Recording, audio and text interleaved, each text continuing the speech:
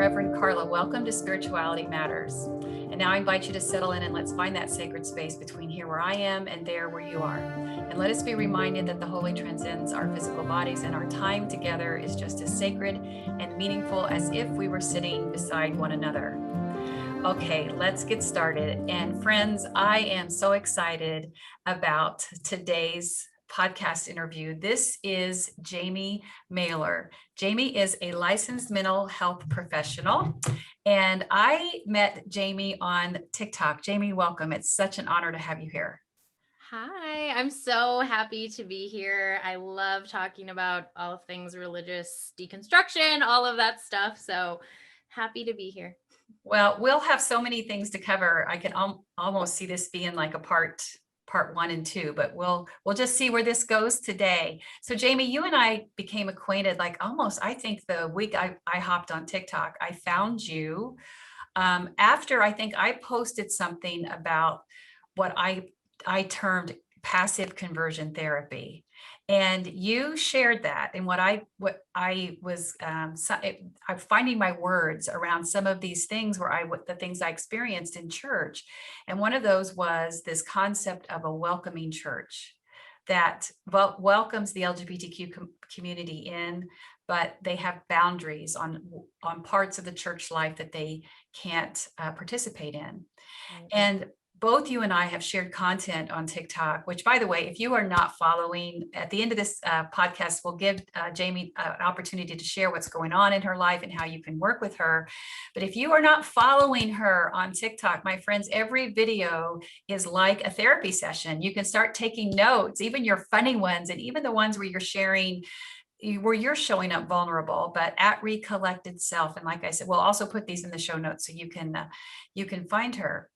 But what I've seen, especially when I share things about what spiritual abuse is, and using what some people, a phrase that a lot of people have never even heard of, which when you deal with it all the time, you think other people are aware of it, but that is religious trauma. And I know that that is something that you talk about quite often.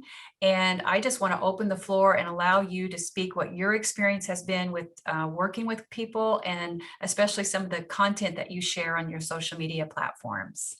Of course. So yes, you are so correct. Many people have reached out to me saying I wasn't even aware religious trauma was a thing. And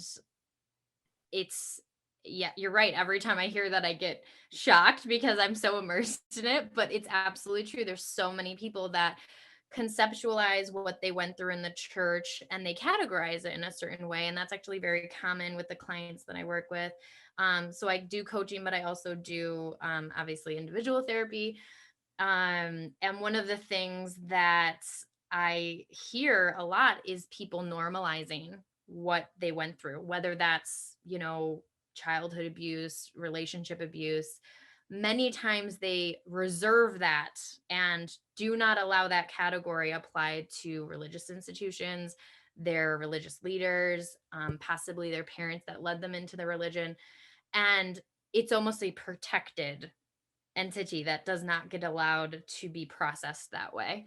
And when I introduce these ideas or certain phrases or things that were honestly indoctrinated into us or resonated a lot when we were kids, when I point them out as potentially psychologically damaging, many times hearing it that way is almost like that snap out of it moment for many people where they say, wait, that tracks, that really does hit. It actually makes sense of why that actually damaged me in some way.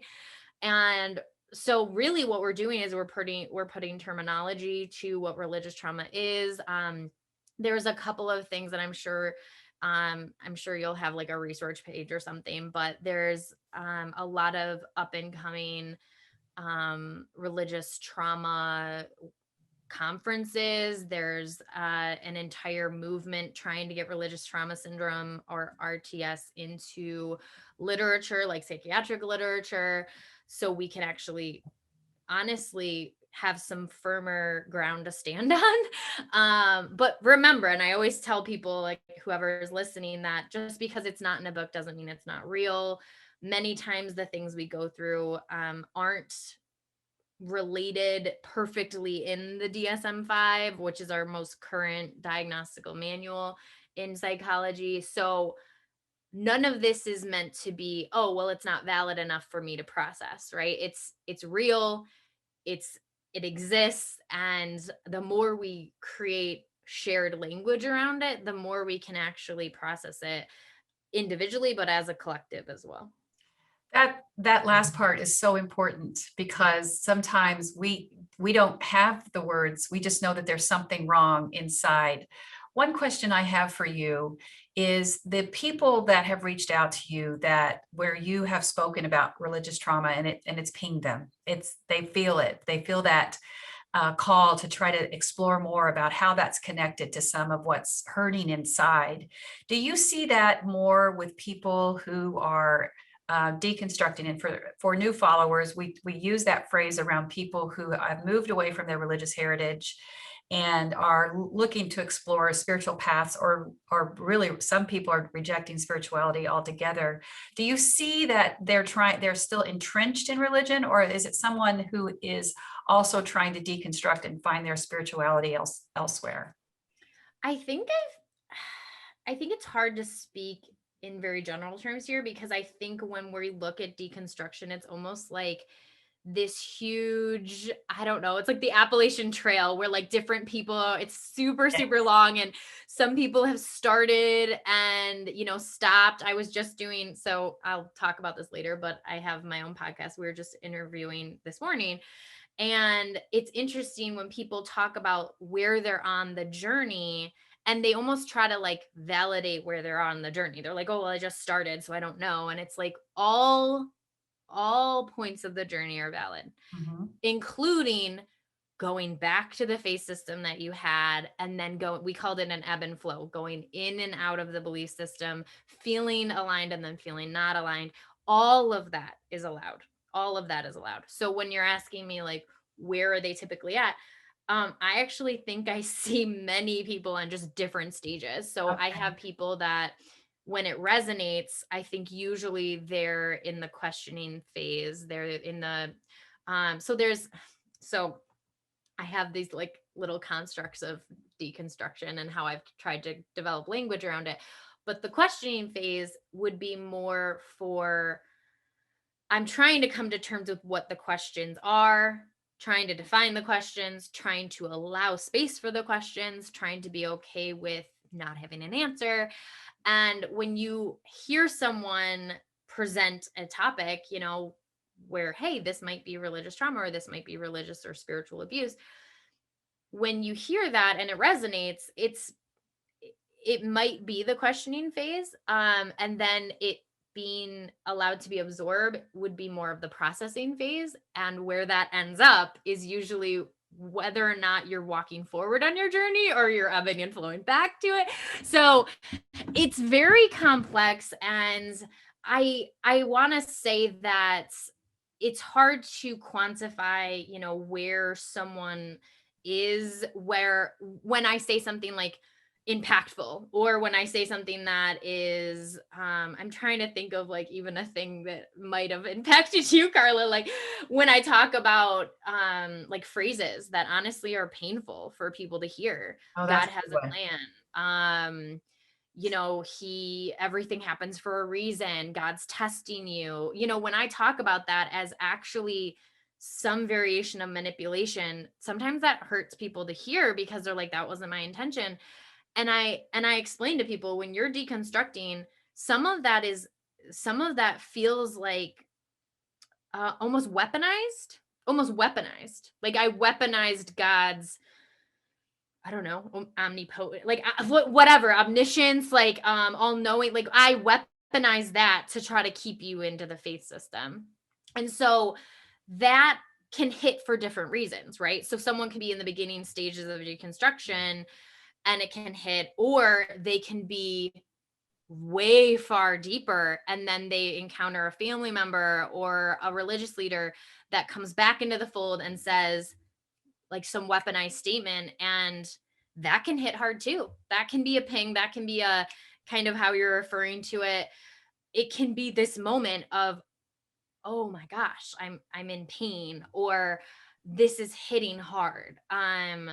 So yeah, I mean, that's kind of how I would answer. I want to make sure I answer the question for Oh, you. you did. You answered it beautifully, especially talking about those phrases, because I think for so many of us, I personally, I've been doing deconstructing now for almost 10 years, 10 solid years. And when I think, and I now understand that I'm never going to stop deconstructing, and how it's entrenched into how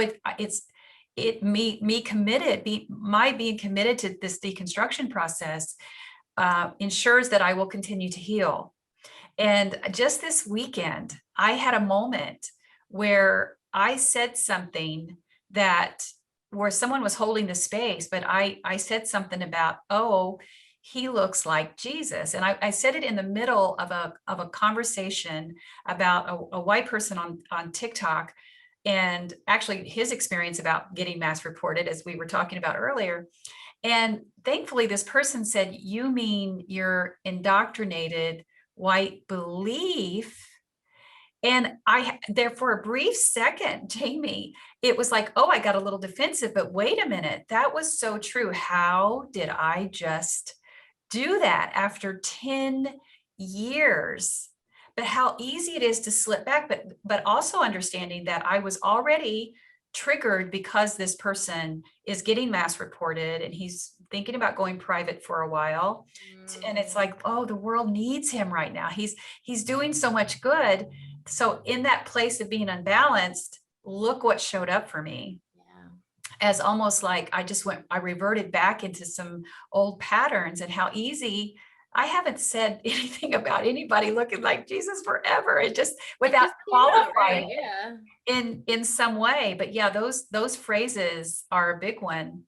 Do you, when you talk about religious trauma with one of your followers or your clients, do you see a connection with how you mentioned the indoctrination to religion, and I'm going to park that. We're going to come back to that, but also our past experiences, our family experiences, or things that happened even in our education. I can think back now. I'm a boomer, so I was raised during a very strict educational system in the 60s. I can see how that provided indoctrination to me, like you don't question authority. But do you see a connection with how people deal with trauma or try to suppress trauma based on their family backgrounds, or some of their trauma that they might be carrying from other life experiences? So I just want to make sure I'm understanding the question. So kind of how the family system has influenced their processing of questioning authority. Is Yes. that it? Okay. Yes. Or even like you're holding trauma that you don't even know. I found that a lot in spiritual care, when that around 50s, around 40s or 50s, the suitcase of everything that we've been carrying gets a little heavy. I think it's that time in our life where there's a spiritual collision with who we are and our authenticity. So you're either going to really try to lug that suitcase around and things get really wobbly, or you decide to lay it out and start to get things out. And that's the kind of way we process spiritual care. But a lot of times it would go back into a place where there's trauma, which then we would invite in a licensed therapist to come in and start working through that, because I knew what my part was and what the therapist part was. Just to qualify that for anybody who thinks that spiritual counseling is taking the place of licensed therapy. No. Absolutely not. We trust Karla. But that's what we would often see, is that we are conditioned to suppress things in a certain way, depending on our demographics, our generational, our age, and things like that. Does that give you a little bit more? Right. And so, yeah, I would say it's interesting because there are levels of how much we are allowing ourselves to come to terms with these questions, right? And so if we're talking to people who are wherever they are on their journey, I think that's you coming to terms with, even not even religious, but your tendency, almost if we generalize it, right? How do you process emotions? Do you have a tendency to not process them when they come to you and do it later, right? And when you do it later, we're not like quantifying whether, or we're not quantifying, we're not creating judgment around like the timeline right now. But what I mean by the tendency that you have of how you're processing emotions. So if your tendency is to not process emotions until a later time, it very much, or it very well may be from the way your family taught you how to process emotions. Okay, so there are some families where they're going to ask you to bring it out right away, right? And you probably know people like this where they're like, you got something to say it right now, right? Which, has its own implications. But then we have the alternative to this, which is we don't talk about it. We don't talk about it. Whatever it is, we don't talk about it, right? Oh, dad's mad. Why is he mad? We don't talk about it, right? And so there are certain family systems that really do teach you to experience emotion almost with a delayed onset, if you even experience them, right? Even if you're allowing yourself to experience them. And when you're asking about how this gets applied to religion, tie God into that and how questioning any of this could have implications to your eternal salvation. So now that's just another layer of why you wouldn't bring that much emotion back up to the surface, right? Because if you already had a question, and this is actually something that I don't know if you want me to get a little of my history, but this is actually something. My next question was to invite you. Well, yeah. So I mean, fascinating. So what's interesting about suppression and then also kind of the deeper relationship with repression. I think I had a relationship with both of those things when I was in my religious indoctrination phase or whatever. So I remember having my authentic voice. And I always tell people this, that especially my religious deconstruction folks that I work with individually, or even in the mass group with TikTok, many times people forget that they do have an internal system. They have an intuitive, we can call it a spirit, we can call it a knowing mind, we can call it a wise mind, we can call it a couple of things. We can call it the unconscious mind. There's a couple of things that we can call it. I always try to remind people that it most likely was, in some cases, actually beaten out of you, or it was emotionally beaten out of you. And so when you look at it like that and people wrap that around God, it's very complex, because when I talk about my own journey of how it probably started off with suppression and then eventually turned into repression, the idea of when I started really diving into my faith. So I was always, so I can tell the listeners, I was always raised in the Catholic faith, and we weren't nominally Catholic. We were very involved in the faith. It was very much part of our life. We would go to school, like Sunday school, and we would go to church services whenever they offered them, and we would go to daily, or not daily mass, but we would go to weekly mass. And so it was always part of my life. And it wasn't until I was older that I started taking it more seriously. And I remember thinking, like, if I'm going to be, which is very much on par for my personality, if I'm going to be Catholic, I'm going to be Catholic. Like, I am going to be the Catholic, and so I started really diving into it and going to Bible studies and doing all these youth integrations and doing all of that stuff. And I remember hearing certain parts of the faith system that did not resonate with me. And I don't mean even resonate like I have this all knowing, I know everything. I know a lot of people who are like, you don't know, how do you know more than God? And that's a problem in and of itself. But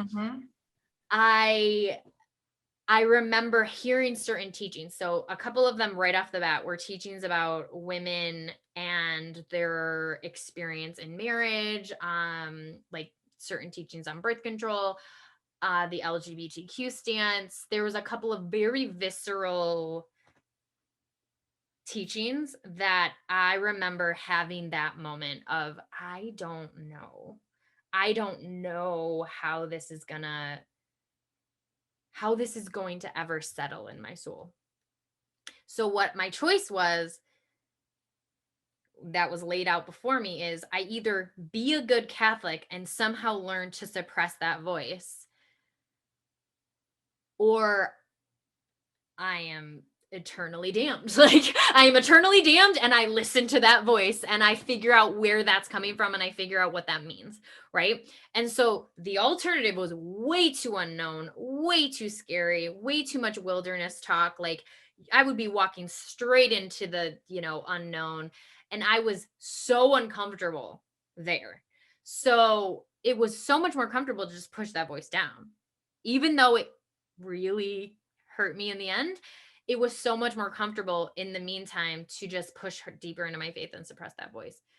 And so, if anything, when I'm working with some of my religious trauma folks or the deconstruction folks that are starting,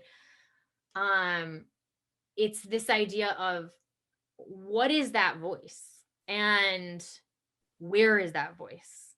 And how do we learn to get to know it again? And how do we learn to nourish that voice and not be scared of that voice? I'm telling you, Karla, like, one of the things that just came out. So like I said, I recorded earlier, and my guest was talking about never trusting herself. And when I tell you, the themes that I get from religious deconstruction is, we were trained to not trust ourselves because we didn't know anything. Mm-hmm. God knows everything. And in reality, God was represented by, many times, I don't want to generalize everything, but many times, a white male figurehead of sorts, which is like a priest or a pastor or whoever was in charge of the council or whatever. And that was a representation. So to question that is to question God, and then to question God is to question salvation. And it gets very, very muddy very fast for people who want to start trusting themselves. And when I say there's almost like themes that come out of religious deconstruction, it's themes of, I don't even know its identity. It's themes of identity, of who you are with and without the religion. And it's themes of trust. What does it mean to trust yourself? What does it mean to trust that voice, Karla? Like, what does it mean to trust that voice? I don't know. I mean, I do know, but like, I don't think we know in the beginning. I don't even think people believe they have that voice. I don't think they believe they have it. And so if I sat there and I was like, was there ever a time? And they're like, I don't know. Like, I just remember every time I would think that, I'd be like, I'm literally getting possessed by a demon or something. And I swear to God, that's the trauma. Yeah. Like, as much as it sounds silly to us on the other side of it, it was so real. When I tell you, I would convince myself that indulging any of that suppressed voice was me leaning into Satan, was me leaning into demonic presence in my life. It was viscerally real to me. So much so that I would go to bed thinking, I need to protect myself with prayer now, because I just thought that maybe this isn't true. And that thought is obviously not from God. And so when we're taught that that voice is now a presence that is external and not internal, it's externally happening to us. It's a demonic presence. It's a satanic influence. It's something that is not of God. And I'm not going to go into it, but what's ironic about it is, I'm a firm believer, we're not going to go into my whole belief system right now, but I'm a firm believer that if there is any divinity ever in this world, it is found deep in our authentic selves. Ooh, that's so good. And so when people say, do not trust yourself, they're saying, do not trust that divine source that's trying to lead you to self-honor, to self-preservation, to self-nourishment and honoring and all of these things. Like, that's where we take care of the source, right? That's not allowed. You can't do that work when you are when that voice is being demonized. that I know right now that people are going to stop and rewind everything that you just said, because that was so, so powerful. And a lot of times when the people that I've talked to or comment on my videos will often say, I don't know the difference between me and my identity inside church. I don't know what that is. I'm so confused. And when they finally, even though it becomes so suffocating, and they decide that that their religion or their church, their spiritual community no longer serves them, they have to leave. They don't know why. They're turning to this, but they're looking for the same construct because that's all they know. So if there's a way that you can give them, well, show me the 10 steps to be spiritual. But what you're doing is offering them a mirror and saying, I'm going to show you that it's inside you. It's why I said, and I don't mean to be glib when I say this, but it's like, click your heels, because you've always had the power to go in. But religion has taught you to look out, to be reliant upon them. That was so good, so powerful. I mean, and you're gonna hear this. So this is the theme that usually comes out, and this is my therapist in me that does create this parallel for people. It's scary for people to hear this parallel. I think it's absolutely valid, and it doesn't have to be, it's not exclusive. There is a parallel here, though. When I tell people that one of my subspecialties, obviously it's my subinterest, my subspecialty is religious trauma. I also have a subspecialty of helping people after post toxic or post, I don't always label it narcissism, but variations of toxicity in relationships. And therefore this has been years, and they've been taught how to operate as a human being in a really rough toxic relationship. So what do I see the themes? And when I tell you I was writing the religious trauma workshop, as I was writing it, it was like dawning upon me that I was writing the narcissism workshop. And I do not mean that it's always exclusive to narcissism, but when I tell you, when you're healing from a system that trained a new identity into you, okay, that wasn't your own. It wasn't even your own. It was that I am who I am, who they say I am. Mm. And why do you, okay, you got to stay with me on this train for a second, but I'm why gonna do stay so right many with you. religious people struggle with codependency? And I've seen this so many times. The answer stares us in our face is because if you read the, honestly, any like fellowship, any accountability groups, anything that's indoctrinated into religious systems, or not indoctrinated, but to us from religious systems, the idea is you are your brother's keeper. You are accountable for their salvation. You are part of the system. So there is not a lot of room for your individuality, because you're your son, your daughter's keeper, your mother's keeper, your partner's keeper, like whatever. You are not just you are this system. And therefore you are, when that person sins, you are impacted. Your pride is going to get hit. Like that whole thing of like, do not do that because the family's going to look bad. That whole concept gets taught in religious concepts. It gets taught of like, if you do that, then the church looks bad. If you do this, then our family looks bad, and our family's religious. So like, that's a problem, right? And so the problem with looking at leaving faith systems is that you're looking at the abuser or the toxic entity, and you realize that you learned how to operate and apply your identity in that relationship. Okay, so this is where you have to stay with me. What you just spoke to is how you keep looking externally, right? You say, just tell me who I am, just tell me who I am, right? The parallel is so profound when I work with people who are post-toxic relationships, because they do not see that there were certain things they learned to look for, to normalize, to allow, and there are certain characteristics that they might be honestly attracted to. They might be attracted to certain characteristics. And when I tell people that the most vulnerable you are post you leaving one religion for another similar religion is right after, is because there are certain traits you're looking for security. And that's what you were just talking about, Karla, which is it has to not come from the external anymore. It has to be work done inside.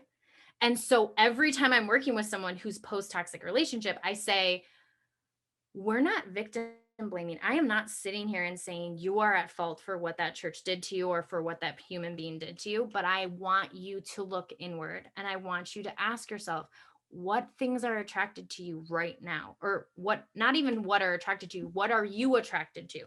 What are you attracted to? Organization, structure? Do you like being told what to do? Why do you like being told what to do? Well, what would happen if I what would happen if I was the one who made decisions? And I'd be like, what would happen? Well, I would make bad decisions. Okay. Well, would you learn from those bad decisions? Well, I don't want to be responsible for the bad decision. Okay, so who's responsible for it? I guess the person who told me not to do. Like, do you see what I'm saying? It's like always outside of you, right? And so I tell people like healing from these like indoctrinated expectations for your life is actually very hard because you're coming to terms with like, you're right, I do like to be told what to do. You're right, I do like when I don't have to make a decision. So God was that person for me. God would make the decision for me. And so I'm telling you, so I look at them and I'm like, so do you have like autonomy for your decisions? Like, do you dictate the decisions or does someone else do that for you? And that's not victim blaming. It's claiming what has been trained into you, which is I like certain things. I get attracted to certain systems. I get attracted to certain dynamics, power dynamics, right? I might like the place they used to put me in. So that's what kept me in so long. And it's like, see, but if we do not see the theme of expectations, you're going to find yourself in a similar religious system. It's just going to be a different set of rules and expectations, right? It will play out the same way. Same thing with post-toxic relationships is I tell people, if we do not hold space for right now in this moment, I am not trying to do I am not trying to do like catastrophic thinking here. I will tell you, we replay the same traumas until we learn. We replay the same traumas. We replay the same relationships. Oh, that's good. People don't want to hear that. People don't want to hear that, especially post after they just got out of a relationship. And I say, we will enter a relationship that will not be exactly the same way, but it'll play out similarly until we learn the skills it takes to identify where we need to change. So yes, that was a long-winded way of answering that question, but yes. It was beautiful because we were able to bring in how any kind of trauma how it impacts every aspect of our lives. And it reveals to us where we are holding on to things where we still find comfort. One question I have for you is I notice for the people who follow, this is really going to be anecdotal, but I just want to get your insight on this. Primarily people identifying female or that are stepping into their authenticity as a female. And then, of course, we have a large LGBTQIA+ community who follow us. But I'm wondering about the male, because religious trauma is across the board. It doesn't discriminate. But I wanted to see what you saw in your practice. Is that just in the therapy field in general, that more people who are authentically that identify or show up as women whether they're cisgender or trans or hetero. Do you see that being more of the case? And if so, why? Is that too big, or is No, that? I think it actually tracks with the general theme of mental health, actually. So I do think, so here's exactly what we were just talking about, how trauma shows up.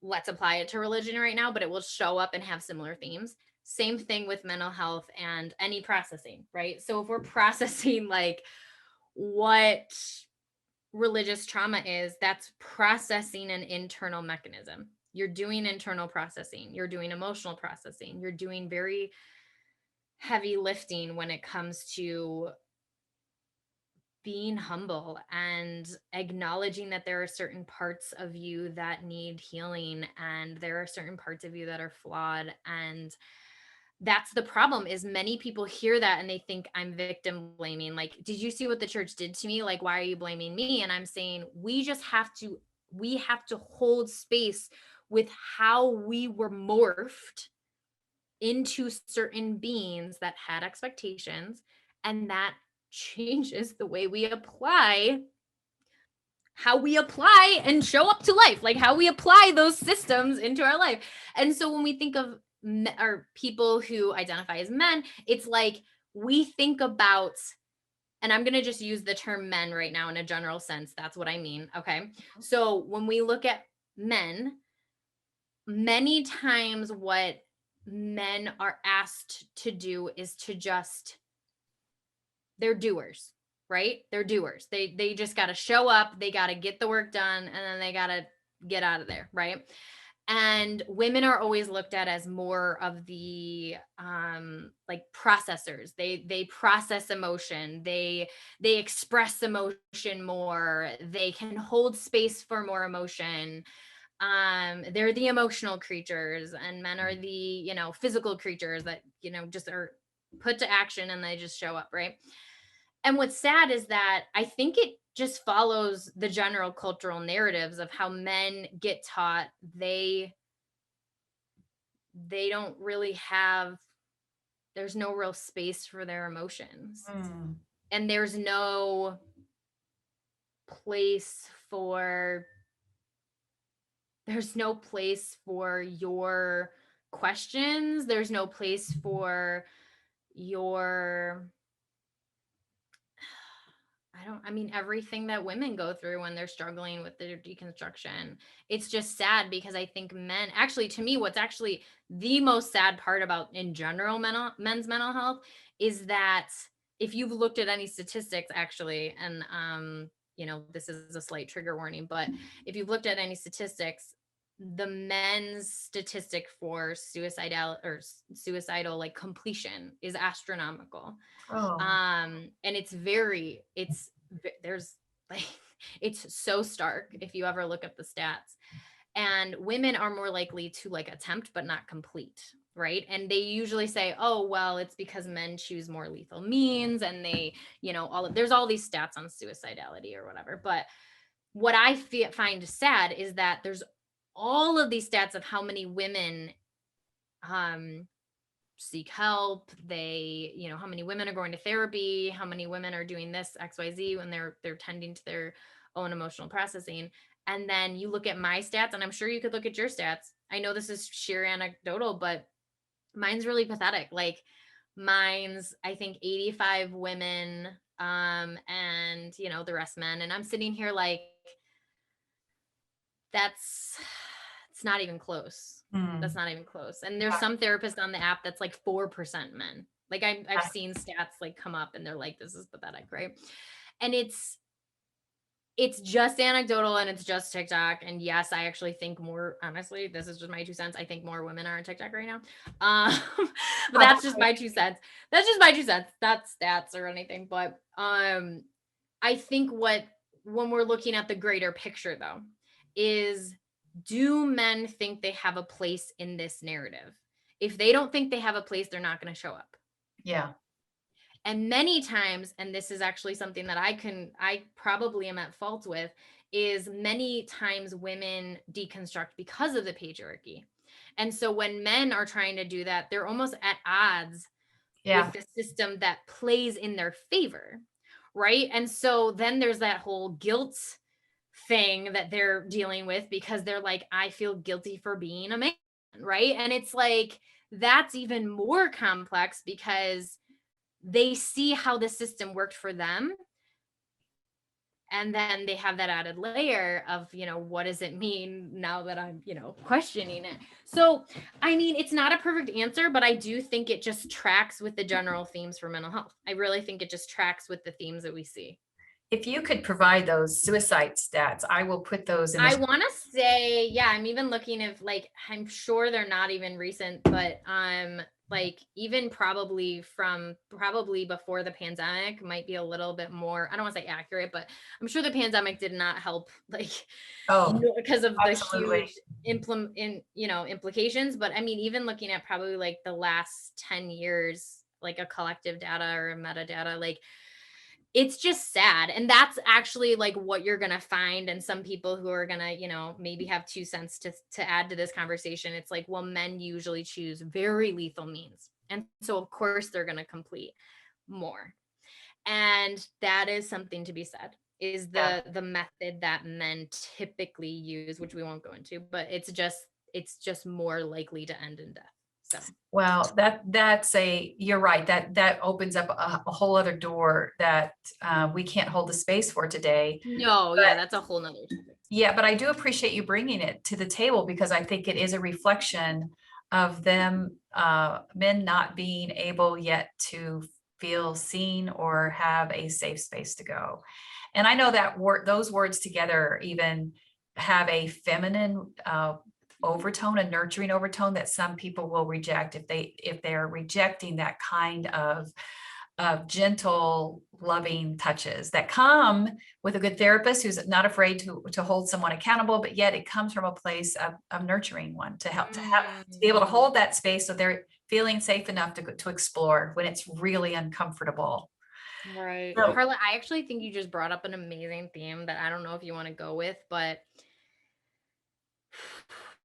it's a really heavy one, but I do think it gets taught in religious circles, which is what is allowed to be considered masculine and feminine. oh, that's so great. Well, right now we've actually been writing the workshop for the divine feminine and all of the internalized misogyny and what the things that we hold. So, but yeah, you're absolutely right that just that alone of how we process those things from the colors we wear to the words we use, from the cars we drive, all of that So is what's interesting about this, Carla, is like I actually think we can heal so much more collectively if we embrace, honestly, me embracing my masculinity as well as my femininity, because I am not binary. Like I don't identify as non-binary, but I am not binary.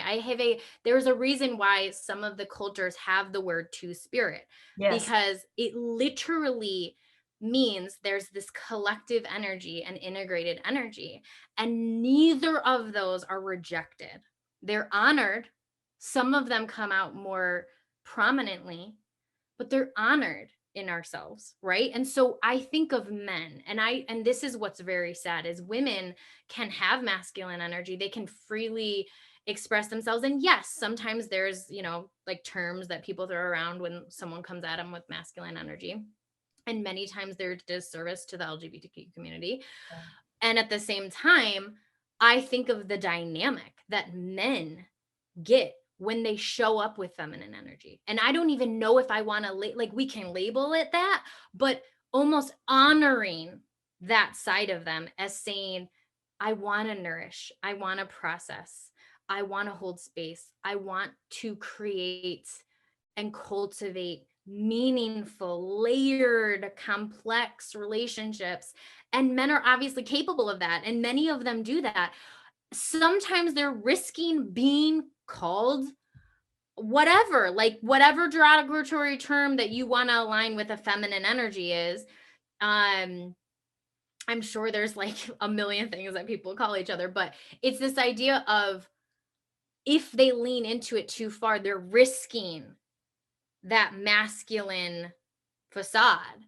And why I was saying this ties so much into the religious aspect, because yes, we can speak on that collective general term. And at the same time, religion does not do men any favors No. for how they can embrace feminine energy, because they never get even taught a feminine God. Mhm. They never get taught feminine divinity. They get taught variations of like feminine creatures, but how many, the Madonna and the whore, the the bleeding woman, or the women that aren't able to be touched, or they're the harlots, or like all of these like biblical narratives of what women are. It's like, if not majority of them are sexualized energy, like it's coming from a sexual Absolutely. energy. Okay. Or if they're not, it's passive. It's Yes. it's they're there, and they're nourishing, and they're nurturing, and they're here, and it's just this energy that's like not resonating with that like really dominant, come at everyone with force to be reckoned with. And so when people get fed duality, right? And I don't know, I think we talked about Richard Rohr. I love Richard Rohr. Mhm. Um, when they get fed duality, they think they have to choose. Yes. They have to choose, because I either am masculine, or I get called all of these terrible things at the expense of me feeling more aligned with who I am. So you brought up the narratives inside the Bible and the sexualized content that actually marginalizes and somewhat dehumanizes women and subjugates them certainly to a lesser role. But I feel like I have to mention the one that probably angers me the most is when we talk about Sodom and Gomorrah. And when the visitors came, they always make a big, they being the people who want to weaponize the Bible to dehumanize the LGBTQIA plus community, they use that story in a way that says that it was all about destroying those cities because of the sin of homosexuality, which is absolutely not the case. The sin was a lack of hospitality. But are we going to keep skirting over the fact that Lot offered his daughters, his virgin daughters, in place of the men that the townspeople were asking for so they could, quote, know them, as the Bible puts it? And yet, is anybody going to talk about this, that women had such a small value? But that's intentional. That is intentional, that they raise the story and make it magnified to be about homosexuality. But the fact that women were being offered in place, which they would have been murdered for the townspeople entertainment, that was okay, because the sacred thing to do was to protect the guests, which were godly visitors. And when it just enrages me that no one ever talks about that, but that is intentional. Because Absolutely. the sin is homosexuality, and women, well, you know your role. Just be quiet and do as the males in your house tell you to do. And we'll stop there for that. I have one more question. We're going a little long, but this has been fascinating. I really appreciate everything that you have offered in such a passionate and, of course, knowledgeable way. But I want to ask you one question. You did say, let's not talk about my spirituality, but you obviously have been immersed in a religion that you have deconstructed from. And not only have you deconstructed from it, you have thrived in your authenticity. It shows in your videos, it shows in your passion. I can recall a video where you were explaining, I believe it was like being where you're with anxiety and you ramped up and you poured the water into an already full cup. That is fascinating. Please go find that video. She did it, Jaime did it several months ago. But what has your journey, you don't have to go into details about what you believe, but what has your journey from your past taught you about where you are with your spirituality? Anything in there in that question that feels like you want to answer? That's how I would like to close our time together. So yeah, I think I mentioned that just to be mindful of time because I definitely wanted to share this. It's more or less like applying it to the right question. So this is Okay. exactly when I would do that. Okay, so I'm trying to think of when I really started this. I would probably say it really started about probably 5 years ago, or roughly. And we're not going to go into all of it, but probably about 5 years ago, I started to hold space for things that I never held space for. And I would probably credit a mentor that I had when I was doing graduate work. And he would just hold space for questions. He would just bring up things like, well, why do you think like that, or what, like, and he would purposefully try to get me to defend things. And I remember this moment because he would bring up some like really, I don't know, topic that was heavy, and I remember defending it, and as I was defending it saying, I don't even like, knowing that I didn't even like really believe what I was saying. And I was saying it so passionately and I was like, I don't even believe this. Like this isn't even authentic. And I remember that because you and whoever's listening to this, you are the best gauge. You usually can tell when something comes out of your mouth that's complete BS. I'm not going to swear in here, but completely made up. Like you're just like, this is not real. This is not authentic. And your mind will call you out. Even if you want to ignore that voice, your mind will call you out. Yep. So that was a very, very powerful moment for me because once I was able to come to terms with like, you're now you're in a facade stage of this now. Like it doesn't resonate at all anymore. And you're now just playing the part because you're showing up, you're defending something you don't really believe. And what is that? What kind of life is that? And then, I kept going to church, which was like me trying to keep it all together. Like just keep going to church. Don't stop going to church. And I remember this moment so well. For some reason I think this was part of that divine self speaking through. Mhm. But I was in church and I had my kids and my husband was there and we're sitting down and I had been to church. I don't even know how many times I've been to church in my life. Thousands probably. Like I'm sitting here like how many times I've been in church.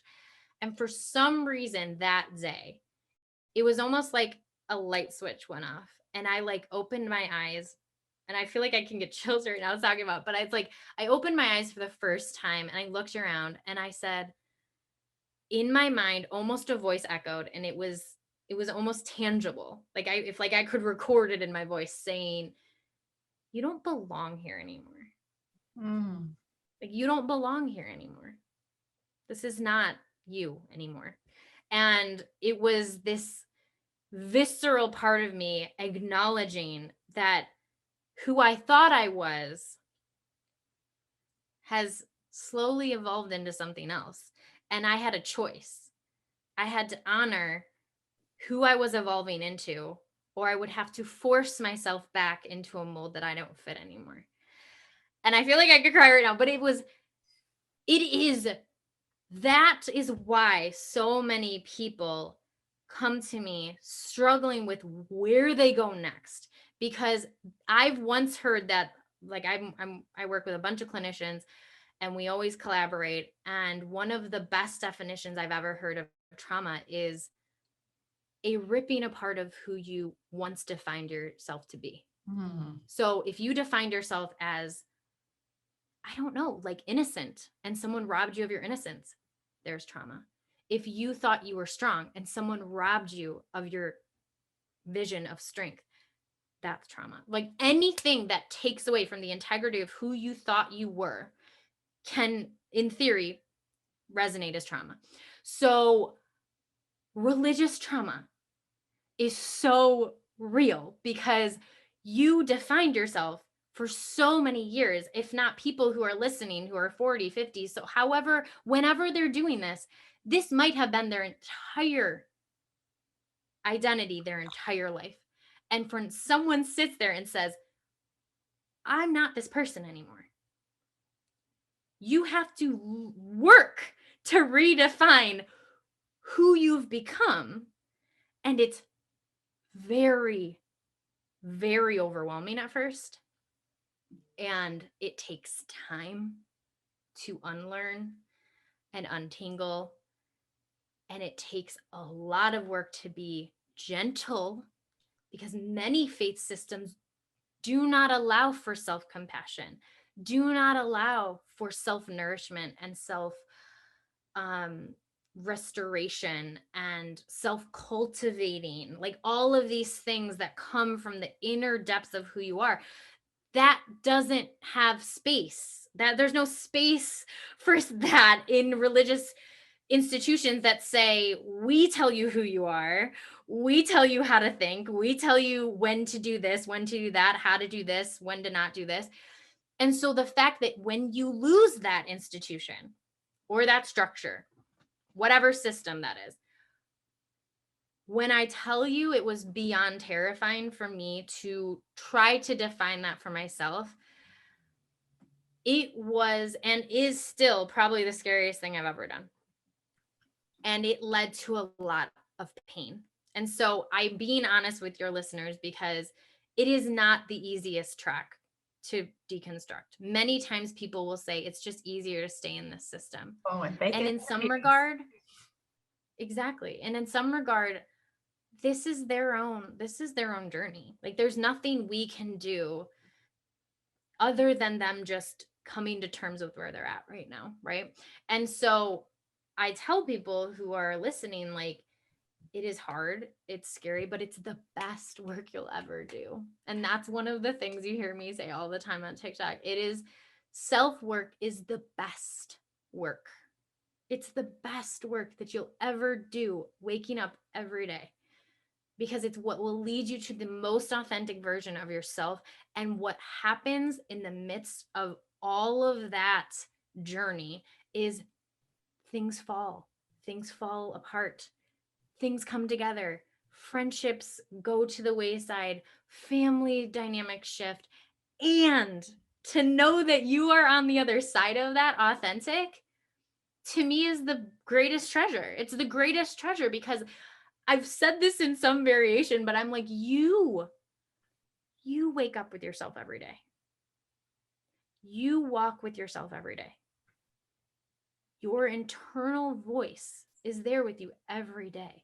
So to work on that authenticity, to live with something that resonates instead of constantly creates dissonance, is the hardest, but the most beautiful thing we'll ever do. That's beautiful. Have you noticed that Jamie's a preacher and she doesn't know it? That you are one of you're magnetic, my friend.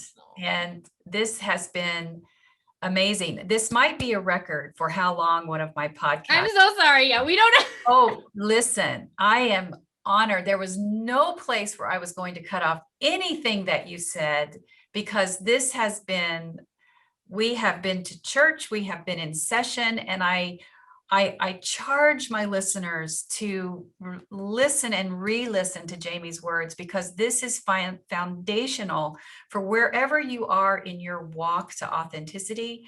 It has to start inside, and you've got to take those first steps.